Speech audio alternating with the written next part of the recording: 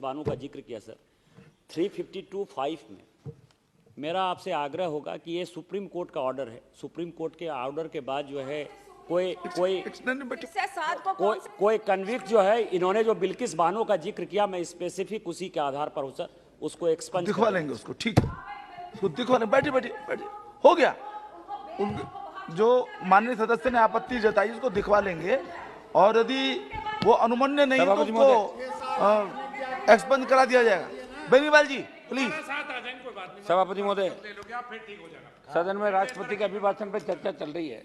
सभापति महोदय, दुर्भाग्य इस बात का कि हमारे जैसे जो नए सांसद जीत के आए, लोकसभा का बहुत बड़ा क्रेज था हमारे मन में, विधायक थे हम लोग कि हम लोकसभा के अंदर जाएंगे तो ये होगा वो होगा, लेकिन जो आज हालात हमने देखे, जिस तरह विपक्षी लोग हमारे चित्तौड़ के सांसद बोल रहे थे, उन पर हमला करने के लिए सीट तक आ गए, ये नज़ारा भी हमने देखा। अच्छा हुआ मारपीट नहीं हुई, अगर कोई खड़ा होकर धक्कम धुक्का हो जाता तो पूरा देश देखता।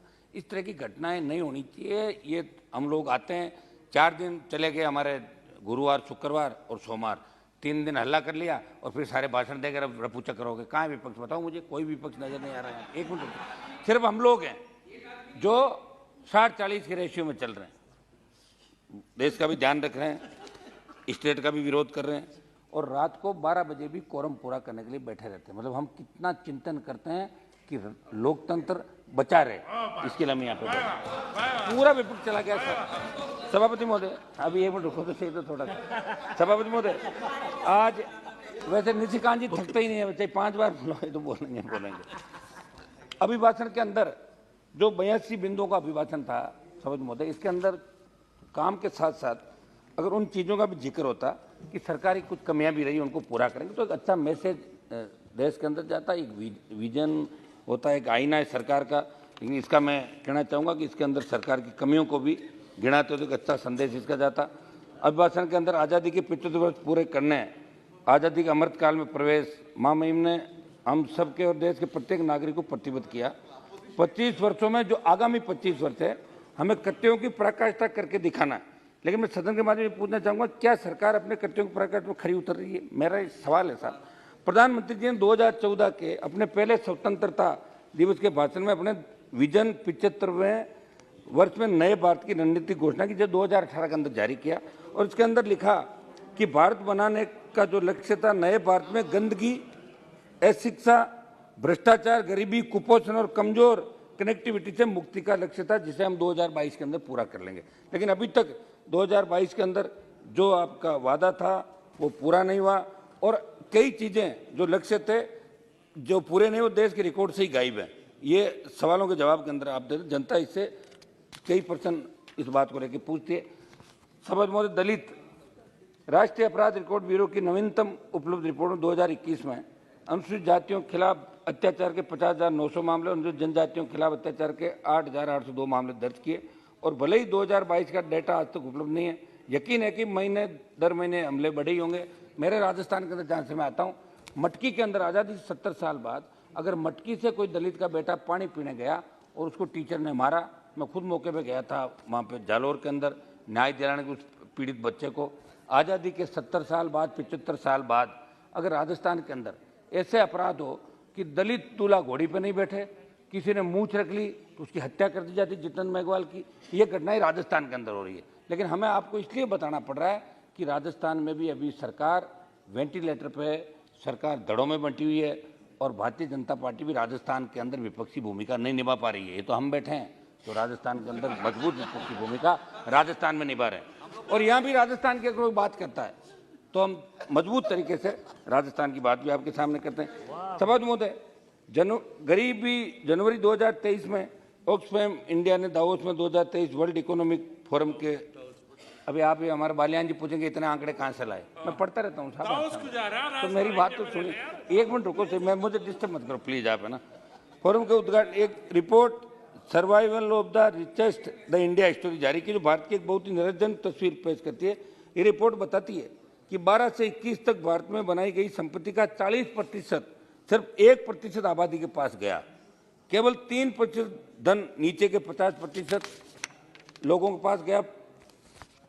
जो भारतीय गरीब है, उन गरीब भारतीयों की संख्या जो भूखे सोते हैं 2018 में 190 मिलियन से बढ़कर 2022 में 350 मिलियन हो गई। केंद्र सरकार ने खुद सितंबर 2022 में सुप्रीम कोर्ट को प्रस्तुत किया कि व्यापक भुखमरी के कारण 5 साल से कम उम्र के बच्चों में 65% मौतें हो रही है। मैं ये नहीं कह रहा हूँ कि आपने किया, 50 साल कांग्रेस ने भी राज किया, और जब उनको पता था कि अभी तीसरे मोर्चे के लोग बोल रहे हैं तो हमें कोसेंगे चले गए छोड़ के सदन। मैं कांग्रेस पे भी आरोप लगा रहा हूँ इसके अंदर, और मैं उम्मीद करता हूँ कि जवान और किसानों ने प्रधानमंत्री जी को सत्ता के शिखर में बिठाया, दूसरा चांस है। तो ये बात आपके सामने रखनी जरूरी भी है कि क्या कारण रहे कि हम हमारे वादे पूरे नहीं कर पा रहे। अक्टूबर 2022 में विश्व बैंक ने गरीबी और साझा समृद्धि रिपोर्ट जारी की, जिसमें निष्कर्ष निकाला वैश्विक स्तर पर 7 करोड़ लोग जो उस वर्ष महामारी के कारण हुए आर्थिक नुकसान के कारण गरीब हो गए, उनमें से 5.6 करोड़ भारतीय थे। ये भी निराशाजनक है। भारत सरकार ने गरीबी पर डेटा प्रकाशित करना बंद कर दिया।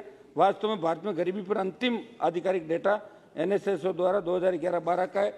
मजदूर समझ मुद्दे, महात्मा गांधी जो नरेगा योजना है 2022 में 100 दिनों का काम पाने वाले लोगों की संख्या 2018 के बाद सबसे कम रही। केवल 0.77 मिलियन लोगों को अनिवार्य रूप से काम मिला। केंद्र सरकार लगातार दूसरे साल अधिनियम के तहत वेतन में देरी की, औसतन 10% लोगों को मांग अनुरूप रोजगार उनका भुगतान भी नहीं दिया जा रहा है। मनरेगा ग्रामीण अर्थव्यवस्था को गति देने वाला प्रमुख औजार है। खासतौर से भूमिहीन श्रमिकों और सीमांत किसानों के लिए एक बड़ा सपोर्ट सिस्टम है। मांग के बावजूद इस बार नरेगा के बजट में जो कटौती हुई है उसका खामियाजा भी गांव के गरीब किसान को भुगतना पड़ेगा। समझ मोदे, किसान के मामले को लेकर देश के अंदर आंदोलन भी हुए, तीनों कृषि बिल वापस भी लिया आप लोगों ने, और उस समय जो बात हुई थी यहाँ पे, इसमें राजस्थान की सरकार, मैं राजस्थान की बात करूंगा जहाँ राहुल गांधी जाते हैं संपूर्ण 10 दिन में कर्ज माफी की बात करते हैं, लेकिन 10 दिन निकल गए। कांग्रेस ने चुनाव से पूर्व संपूर्ण कर्ज माफी की बात की, हमारे बीजेपी के नेताओं ने राजस्थान के अंदर बात करी, और चूंकि कर्ज माफी की उम्मीद किसान इसलिए भी करा कि मोदी जी से उम्मीद जगी लोगों को, इन्होंने हिंदुस्तान को जगह हम कुछ करेंगे, कांग्रेस नहीं कर पाई। जब पूरे देश का किसान आपकी तरफ देख रहा है, किसान आंदोलन में समझौते के दौरान समर्थन मूल्य पर खरीद का गारंटी कानून बनाने से जिन विषयों पर सार्थक बात की उन पर आज तक खरा नहीं उतर पाई दिल्ली की सरकार। किसान आंदोलन के दौरान सादत देने वाले किसानों को आर्थिक को जब मैंने आर्थिक पैकेज देने की बात कही तो कृषि मंत्री जी ने जो लोकसभा के जवाब में मुझे बताया कि ये तो राज्य सरकारों का विषय, MSP के दायरे में आने वाली फसलों की खरीद भी जिम्मेदारी के अंदर की कारण समय पर शुरू नहीं हो पाती। सब राजस्थान में एक 2 मिनट का टाइम दें सर, शपथ जी। राजस्थान में कांग्रेस की वादा खिलाफी और भाजपा द्वारा विपक्षी भूमिका नहीं निभाना इस ओर इंगित कर रहा है कि राजस्थान में भाजपा और कांग्रेस मिले हुए हैं।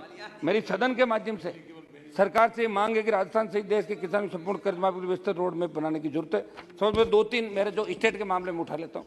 सभापति महोदय, विश्व बैंक के रोजगार पर उपलब्ध आंकड़ों के अनुसार भारत में 15 से 24 साल के लिए रोजगार दर 23% है। 2012 में रोजगार दर बहुत ऊंची 29.3, 2010 में 32.4, 5 में 40.5 और 1994 में 43.4। आंकड़ों पर बात की जाए तो भारत में युवाओं का रोजगार मुहैया कराने का रिकॉर्ड सबसे खराब रहा है, जहां केवल केंद्र सरकार के विभिन्न मंत्रालयों विभागों को समाप्त कीजिए। 9,59,27%। राजस्थान पे आ रहा हूं, राजस्थान पे आते ही आप खुश हो जाओगे। परीक्षाओं की बात करूं मैं राजस्थान के अंदर, तो राजस्थान राज्य में पेपर लीक का सिलसिला थमने का नाम नहीं ले रहा है।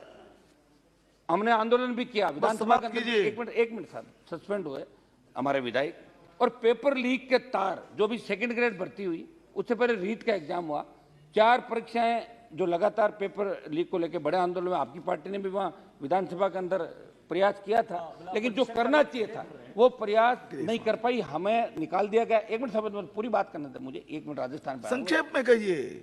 तो संक्षेप में कह रहे साहब आप 1 मिनट बात पूरी करना सर। मैं पेपर लीक के अंदर यही डिमांड करूंगा कि हमारी श्रीमती नवनीत राणा जी, समझ मुझे पूरी बात तो करने दें साहब। अध्यक्ष महोदय, आपका बहुत बहुत धन्यवाद। Discussion on motion of thanks on जल्दी समाप्त कीजिए। कर दो, 1 मिनट करिए। सभापति जी 2 वाक्य बोल के समाप्त कीजिए, लंबा बताने की जरूरत नहीं है जी। एक मिनट में कर दूं।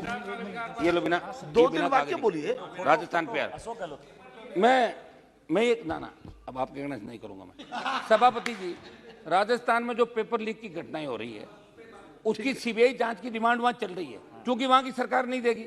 हम चाहते कि आप इंटरव्यू वहां करें। गवर्नर 1 मिनट बात तो पूरी करना है साहब, ऐसे क्या कर रहे हैं? 1 मिनट बात करने दें। कोई मुझे थोड़ी बुला रहे, सब लोग बोले हैं, बैठे हैं रात तक, बात पूरी करने दें। सीबीआई जांच के लिए आप गवर्नर को निर्देशित कर सकते हैं, सीबीआई जांच होनी चाहिए। एक पेपर लीक की सेकंड ग्रेड की होगी, रीट की होगी। दूसरा मेरा है कि गैंगवार की घटनाएं जो राजस्थान में बढ़ रही है, कोई सुरक्षित नहीं। सीकर, अलवर, जयपुर, जोधपुर सहित जो गैंगवार की घटनाएं हो रही है, महिला उत्पीड़न में जो राजस्थान बर्बादी की ओर जा रहा है, और जो भ्रष्टाचार Discussion on motion of thanks on the presidential address.